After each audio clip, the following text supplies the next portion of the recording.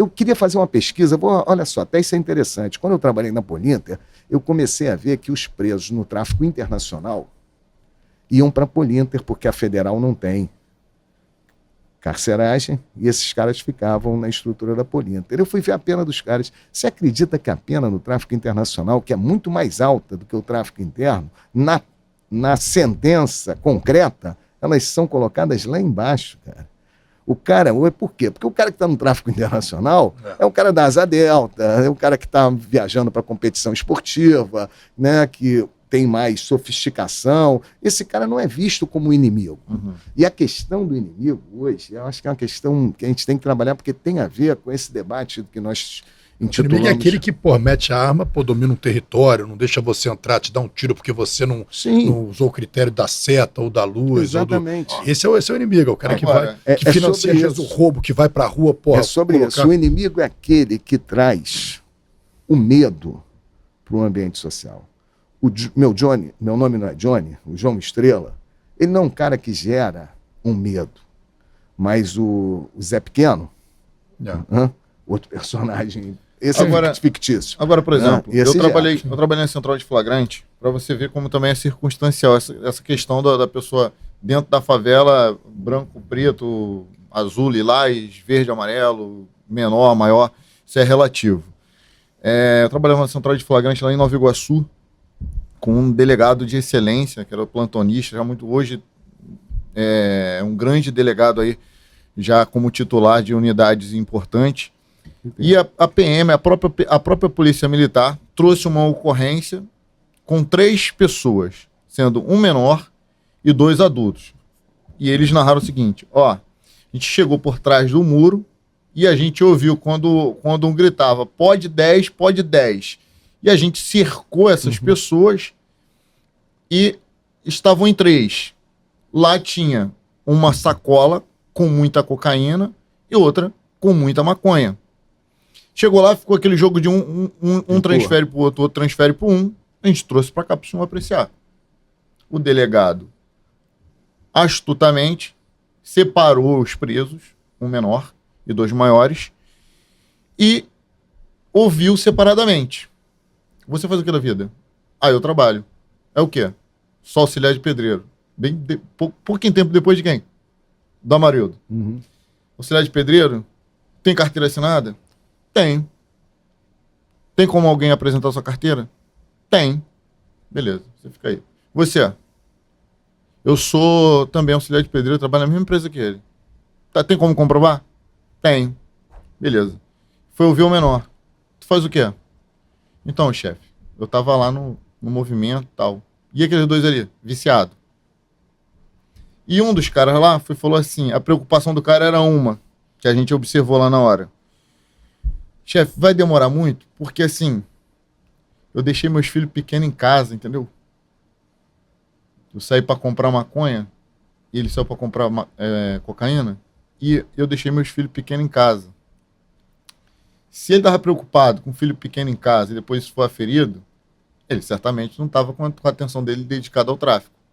O delegado fez a leitura, usuário, 28, e você, fato análogo a tráfico menor. Uhum. E decidiu isso assim. Lá eu não vi o PM tentar, aquele ali é maior, né? Vamos empurrar nele, vamos falar que eles ainda estavam com esse aqui, é uma corrupção de menor, vamos ferrar geral? Podia se fazer? Podia. Mas eu não vi essa intenção dos policiais militares e também não vi do delegado. Em outro contexto, em que haviam 3 traficantes, 2 com arma, 1 com droga, 1 com rádio, os 3 foram apresentados como traficantes. Para que a gente não construa aqui uma narrativa de que isso é uma regra, que essa conduta do preto dentro da favela, com baseado, vai ser sempre preso. Porque isso é uma exceção. A gente tem pessoas de conduta desviada em todo lugar. Fatalmente, na polícia não vai ser diferente. Mas assim, as pesquisas que eu tive contato, ao demonstrarem que os traficantes no Rio de Janeiro são presos com pequenas, ínfimas quantidades de droga, demonstra de uma certa forma, né, de que existe o risco, e pior que esse usuário pobre tem aumentado muito, cara, porque hoje as bocas de fumo não vendem mais para o cara de fora. Hoje, sinceramente, o cara de classe média alta, ele não vai em boca de fumo comprar maconha, ele tem um fornecedor que leva na casa dele. entendeu? Então, há muito tempo, né, pelo aumento da violência nessas áreas e tal, então hoje quem banca as bocas de fumo com as piores drogas no mercado, hein, diga-se de passagem, é o consumidor da comunidade. E isso é muito ruim, porque esse consumidor dessas drogas está consumindo uma droga que não tem controle nenhum. A cocaína, então, meu amigo, se botar ali para fazer um exame de cocaína, de coca tem muito pouco, né?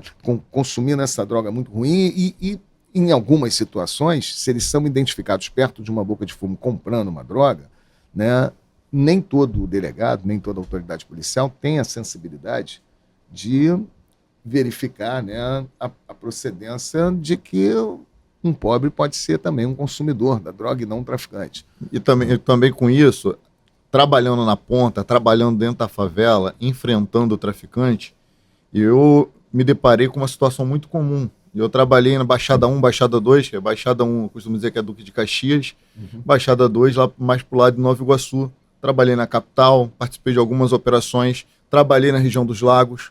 E em todos esses lugares, eu, de uma forma ou de outra, acabei combatendo o tráfico. Criou-se uma conduta muito comum entre os traficantes, que é o traficante de pequena quantidade. Sim, eles escondem o grosso em algum canto e ficam sentados na esquina com 2 papelotes ou com dois pequenos envelopezinhos de maconha. E quando a polícia aborda, é para o meu uso, sou viciado. Tem essa circunstância também. E aí, muitas vezes, o policial vai acabar falando, é o usuário. Mas a lei também garante que as circunstâncias, né, o local onde foi capturado, quanto que ele se estava com dinheiro trocado ou não. Mas é isso. Tudo vai ser resolvido nesse aspecto que nós estamos conversando com a regulamentação. Não tem como você resolver. Não, mas esse problema dessa estruturação do que a gente chama de crime organizado, da venda dessas drogas, acaba. Aliás, não é só isso não, tinha que falar em legalização do jogo do bicho. Porra, tem um monte de bet por aí. Da legalização do jogo do bicho, eu sou 100% a favor. Então, vai quebrar metade do Estado. Por que a das drogas também vai quebrar muita gente? Mas você vê que no convidado aqui, eu não lembro se foi o Dr. Felipe Cury, eu não lembro quem foi, mas ele falou o seguinte, eu tinha perguntado sobre guerra às drogas. Eu falei, não, cara, não é guerra às drogas, é guerra ao crime organizado. Porque ele falou que a droga mesmo hoje não é mais a principal fonte de renda, né, do crime organizado, no caso do tráfico, e até porque a logística da droga é muito cara, porque a gente não produz, então elas vêm de fora, então o que eles perdem ao longo do caminho, por apreensões de polícias, ou seja, é custoso. Então hoje, a onda hoje mesmo é a exploração do território. Exploração do território, você falou gás, luz, net, segurança, taxa, o impostozinho que ele passa ali, diz que hoje essa é a fonte que tanto a milícia como o tráfico estão utilizando a mesma, que antes era uma exclusividade antes era a milícia que começou com isso, né? Então, hoje o tráfico e a milícia estão fazendo. O problema da UPP, que o projeto da UPP, né, foi o quê? Retomar o território, não era isso que se falava? Agora, quando você coloca a polícia nesse território dessas economias informais, você está levando mais um problema para lá. Vou te falar. Né? Vai ter uma disputa também, né? Porque a polícia vai ser mais um elemento agregado para o controle dessas economias. Não tem como. Não é na sua função, né? Não tem como, não é a função, mas o problema que eu achei e continuo achando que foi o marco, né, da derrocada das UPPs foi que era um projeto de transferir o governo da favela para o comandante da UPP, que é um policial militar. Ou seja, você transferia para a polícia militar o governo da favela. O que é isso? Bom, quem decidia o horário de funcionamento do estabelecimento não era a prefeitura, era o comando da UPP. Quem organizava o transporte alternativo, né, era o comando da UPP. Né? Teve uma UPP que a Claro, né, patrocinava o colete dos mototaxistas e mandava R$60 mil para a associação de moradores. De repente chegou a UPP, não, esse dinheiro não vai mais para a associação de moradores, porque quem vai cadastrar os mototaxistas agora é o UPP. Aí se cadastraram os mototaxistas. E aí o colete novo veio escrito Claro. E aí perguntaram, mas e os 60 mil que a associação ganhava? Não ganha mais. Mas quem é que ganha? Ninguém. Ué, mas por que tem claro? Ah, porque eu não tinha dinheiro para fazer os coletes. Não sei se vocês estão entendendo como que a coisa é complicada, né? Eu fui chamado, né, no caso de uma casa de espetáculos chamada Emoções, na Rocinha. Né? Olha o que aconteceu com a Casa Emoções. Assim que teve, né, o problema da Boate Kiss, lá no Sul, né, as prefeituras começaram a fazer uma fiscalização forte nas casas de espetáculos, e as que não estavam de acordo com a legislação foram fechadas. A Emoções foi uma delas. Desculpa interromper o senhor, Não? doutor, só um minuto. Até porque tem um chat bem interessante do Cop Túlio, que é pra você ver. Cop Túlio. Cop Túlio é direita pra caramba É, e fez um comentário coerente. Mas a gente fechou a pauta da maconha, então? Fechamos. Fechamos. Quem se convenceu sobre a legalização, convenceu. Então, mas quem antes... não convenceu, não convenceu. Antes de fechar esse assunto da maconha, percebi que algum tempo atrás tinha algumas propagandas, até enviei pro Pedro, pra galera que é mais jovem e não teve oportunidade de ver essas propagandas, que eram propagandas de conscientização antidrogas. E essas propagandas simplesmente sumiram, não existe mais, ninguém investe nisso. O governo investe muito mais nas emissoras de televisão para se autopromoverem do que para cuidar de causas que são causas que vão certamente influenciar na saúde pública lá na frente, e essa conta vai acabar ficando muito mais caras. Então eu separei três propagandas, galera, da época, que existia propaganda honesta e com boas intenções, para que a gente lembre um pouco dessa época que era boa. Se essas propagandas continuassem existindo, talvez hoje a gente nem precisasse se preocupar com o tráfico de droga, porque talvez as pessoas sequer tivessem interesse nessas coisas, nessas substâncias que são objeto de fuga de muita gente. Solta aí, tem um fone aí, aquele fone que caiu no início? Tá aqui, ó. Oi? Aí. É mesmo? Mas tu tem 30, né, Pedro? Olha.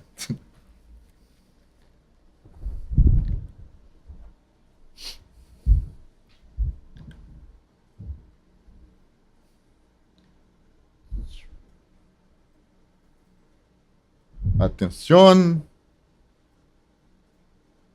É de que ano essas propagandas? Década de 90. Olha isso aí. Dessa aí, tu lembra?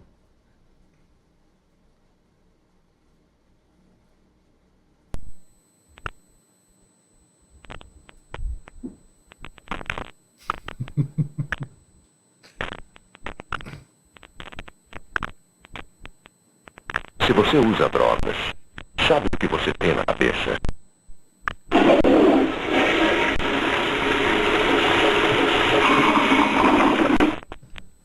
Use a cabeça, não use drogas. Drogas, nem morto. Tem mais outra? Tem mais duas, né? É uma E esse campanha de pessoal era conscientização. Uma campanha de E o conscientização. pessoal era criativo, Mexeu né, com a cara? cabeça da TV Vanguarda, filiada da Rede Globo.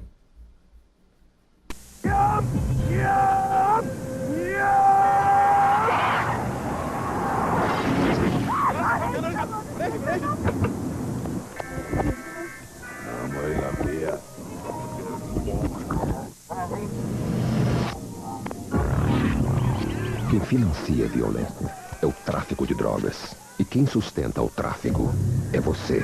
Se você vai comprar, lembre-se do preço. Apoio Rede Globo. Quem diria, hein? É. E a última? Essa é forte, essa propaganda. Ele sempre foi o mais adiantadinho da turma. Com 9 anos, foi o primeiro a experimentar bebida alcoólica. Aos 11, já tinha cheirado benzina. Com 12, fumava maconha todos os dias. E hoje, aos 13 anos, repete pela 4ª vez a 4ª série. Está mais do que provado. Quem fuma maconha fica para trás. Drogas, nem morto. Pô, maneiro. Propaganda bacana. Tem algumas coisas ali que eu queria comentar, né? Assim, eu acho que esse discurso de que o usuário patrocina o tráfico, né? Na verdade, quem patrocina o tráfico é a proibição. Esse é o ponto. Porque, Sim, por exemplo, se você for hoje no Uruguai, né? o governo do Uruguai produz e vende a maconha. Se for nos Estados Unidos, é iniciativa privada. Então, o cara que consome nos Estados Unidos maconha hoje, ele não patrocina o tráfico, correto? Não, ele está dando lucro lá para uma empresa, né? Mas ele não está patrocinando o tráfico. Por quê? Porque legalizaram. Essa que é a questão que eu queria trazer da racionalidade, né? O usuário patrocina o tráfico onde o tráfico existe porque as drogas foram proibidas. Então, se você regulamenta, né? E é interessante isso que, por exemplo, o presidente da Ambev, se ele vier aqui no programa, né, no Fala Guerreiro, ele vai ser tratado com todas as honrarias. O presidente da maior empresa, né, sul-americana. Patrocíniozinho. Você falou patrocinar, pô. Botar a Brahma aí, pô. Bota aí. Nem bebe. Nem bebe. Mas não é uma empresa que vende droga. É uma empresa que vende droga, cara. Mas você vê como que muda a questão da regulamentação. Você tira essa... O mercado violento acaba, né? O problema das drogas continua. As pessoas vão continuar com problema com álcool. Quantas pessoas a gente conhece com problemas com droga? Quantas informações a gente não tem de como que o problema com álcool? Quantas pessoas a gente conhece, né? E quantas situações a gente conhece que o álcool pode criar, que são danosas, perigosas. Mas, amigo, como a gente vai fazer hoje para dizer está todo mundo proibido de beber? Não tem condição, cara. Você está entendendo? E quando a gente está falando do álcool, a gente está falando de qualquer outra droga que tenha esse apelo de consumo, que eu não sei explicar para vocês. Você vai falar assim, mas como é que a maconha se tornou uma droga consumida em culturas diferentes, em tempos diferentes, por pessoas de tudo quanto é idade? Não tem como explicar. Agora, manter isso proibido, realmente não tem como. Porque essa propaganda, no caso do usuário... movimento reverso, né? Contribuindo para o tráfico, isso só funciona, essa propaganda, por causa da proibição. Então, o problema ali maior é a proibição. Acho que a gente tem que pensar nisso, né? E, sinceramente, cara, no caso da maconha especificamente, depois a gente pode discutir sobre as outras drogas. Então, mas a maconha nunca matou uma pessoa no mundo. Mas o senhor percebeu que... Não sei. Não, você jura? Mas tem pesquisa, não tem um caso de overdose que o cara fumou maconha e morreu pelo uso da maconha. Então, mas o senhor é a favor da liberação da maconha e de outras drogas, mas o senhor também não é contrário à campanha de conscientização, que o efeito vai ser isso aqui. Vou te falar, no Uruguai, olha que interessante, eu tive um debate desse com o então deputado estadual Flávio Bolsonaro. Olha que interessante. Eu fui chamado para uma mesa para debater a questão da legalização das drogas na Alerj, quando o Flávio Bolsonaro era deputado. E eu falei uma coisa interessante, que no Uruguai, a legalização, no ato da legalização da maconha, o Mujica proibiu a propaganda da maconha em qualquer veículo de comunicação. Que regulamentação... Como é o cigarro hoje no Brasil. Sim, mas aí chegaram para o Mujica e falaram assim, e o álcool? Aí falou, o álcool tem propaganda? Proíbe também. Hoje, no Uruguai, é proibida a propaganda de qualquer droga, inclusive do álcool. No Brasil, acho que sumiu também do álcool, tá? Mais ou menos. A cerveja não. Cerveja de manhã, 10 horas da manhã, você assiste o maior time de futebol do mundo, que é o Fluminense Futebol Clube. 10 horas da manhã tem propaganda de álcool na TV, com criança assistindo. Cerveja. Os destilados é que eles têm horário, mas também não é proibido, não. A partir de uma certa hora coloca. Aí eu falei disso. Eu falei, olha, a gente devia proibir, né, a propaganda do álcool na TV. Aí o deputado Flávio Bolsonaro estava do meu lado e falou assim, no meu ouvido, falou assim, doutor Zaccoani, se proibir a propaganda do álcool vai ser muito ruim, porque os veículos de comunicação vão depender somente das propagandas do governo. Aí eu falei para ele, então vamos proibir as propagandas do governo também, porque esses caras são muito cara de pau. Tem a concessão do veículo de comunicação, porra, ainda querem viver porra de propaganda do governo. Você está entendendo? Tem outras propagandas. E também, onde está escrito que os detentores de veículos de comunicação têm que ter esse poder, né? E eles é que fazem o lobby. Porque eu vou te dizer, hoje a cerveja não tem restrição nem de horário no Brasil para propaganda por conta do lobby dos veículos de comunicação. Você tirar, por exemplo, a cerveja, o esporte, transmissão do futebol, por exemplo, vai por água abaixo. Quem patrocina... isso, aliás, eu tenho uma passagem interessante com o negócio do álcool no Rock in Rio, hein? Eu, delegado do Rock in Rio. Porra, Maravilhosa. Não sei se dá tempo para contar. Dá, mas é sim. interessante. Eu vou. Aceita um café? Quer um café? Eu aceito um café. Café é droga? Vê o chat do Túlio, dos membros aí. Vamos lá, vamos falar com o chat. Eu gostei dos comentários lá no Instagram. Teve um que falou, eu gostei de um que falou assim, porra, ele vai trazer a linguagem neutra. Eu falei, delegado de polícia. Bota aí os superchats primeiro aí pra gente. Túlio Costa, Copo Túlio. Posso não concordar com absolutamente nada do que você fala ou pensa, mas defenderei até a morte seu direito de fazê-lo. Trabalhei com o Zac na Nucop, Polinter, e posso afirmar. Agora? Eu posso afirmar agora. Você afirmar 3 pontinhos, pô. Não pegou, não? Eu tenho aqui, ó. E posso afirmar. Ué, cadê? E posso afirmar que sempre foi correto e justo. Obrigado, Túlio. Maneiro, né? Que bom. É verdade aqui, ó. Tá aqui, ó. Tenta. Tá aqui, ó. Tá sempre acredito. Joga outro superchat. Muito interessante a abordagem histórica das drogas que o Dr. Zacconi trouxe. Fica a minha recomendação do Direito Penal da Guerra às Drogas, de Luiz Valois. Luiz Carlos Valois. O Fruto fruto de sua tese de... Pô, por que tá cortado esse negócio? Fruto de sua tese de doutorado. O Valois é um cara muito meu amigo. Aliás, ele é jiu-jiteiro do Carson Grace. Pô, que maneiro. Faixa preta já no... Como é que tem negócio de dan? Traz ele aqui, pô. Traz ele aqui. O Valois? Pô, com certeza, vai ser uma excelente Fazer entrevista. Ele é juiz no Amazonas e ele era, agora ele saiu, ele estava como juiz, está nativa, mas ele saiu da vara de execuções penais.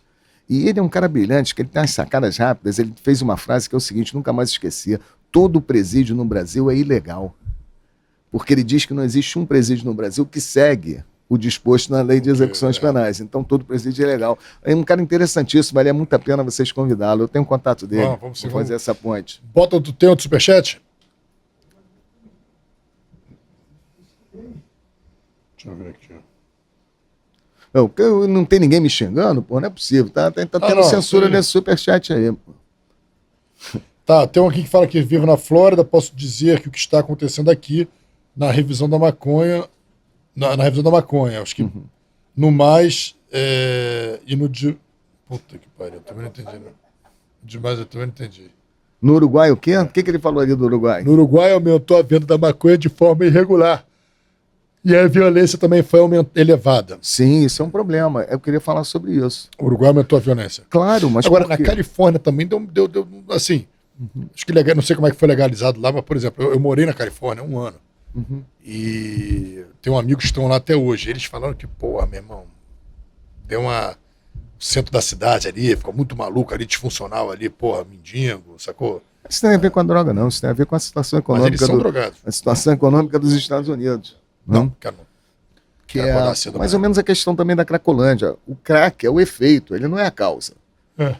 O crack não é a causa do que a gente chama de Cracolândia, né? O crack é o efeito, né, daquela miséria. E no caso dos Estados Unidos, a miséria tem aumentado muito, né? Tanto que os discursos do Trump, toda essa política dele lá... E o Uruguai? O que aconteceu com o Uruguai? Então, no Uruguai aconteceu o seguinte, o Mujica e o partido dele, né, teve a coragem de legalizar, só que eles não poderiam fazer, né, como os Estados Unidos está fazendo, como a Europa está fazendo, privatizar a produção e comércio da maconha, porque na América do Sul todos os países proibiam, na Argentina, Brasil, né, você ia ter muitos grupos que iriam para lá adquirir a maconha e o Uruguai ia virar meio que um fornecedor... Quartel-general do crime no continente. Então, de forma correta, o Uruguai optou, que nem foi uma opção, né, foi obrigado a estatizar e fazer o controle pelo Estado da produção. O problema é que quando legaliza, o Estado no Uruguai não tem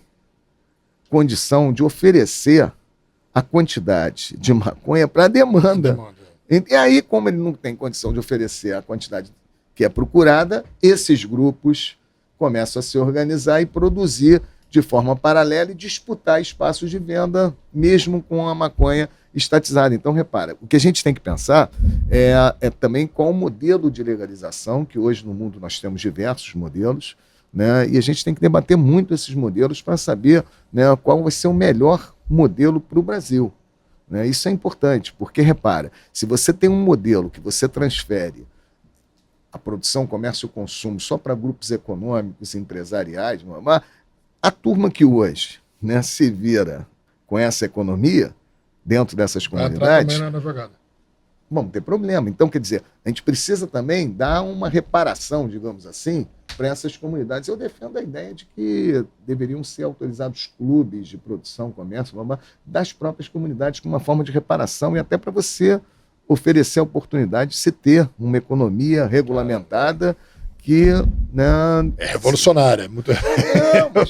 mas olha só, é tão revolucionário como você permitir o Clique Cannabis, que é uma mega empresa de médicos brancos que estão vendendo a maconha por aí. Mas eu acho, do ponto de vista da justiça social, uma coisa muito ruim. Porque, repara, você hoje está legalizando, né, o negócio da maconha para as pessoas que historicamente não sofreram os danos. Você sabe que nos Estados Unidos, o estado de Nova York foi um dos últimos estados a legalizar, porque eles não aceitavam um modelo de legalização que não contemplasse uma reparação daqueles que sofreram com a proibição. Então, por exemplo, aquelas pessoas que tiveram longas penas pela venda de maconha foram contempladas numa política, né, para que pudesse ser, né, ter acesso a um emprego, né, ser contemplada dentro desse negócio legalizado. Né? Isso é importante. Yeah.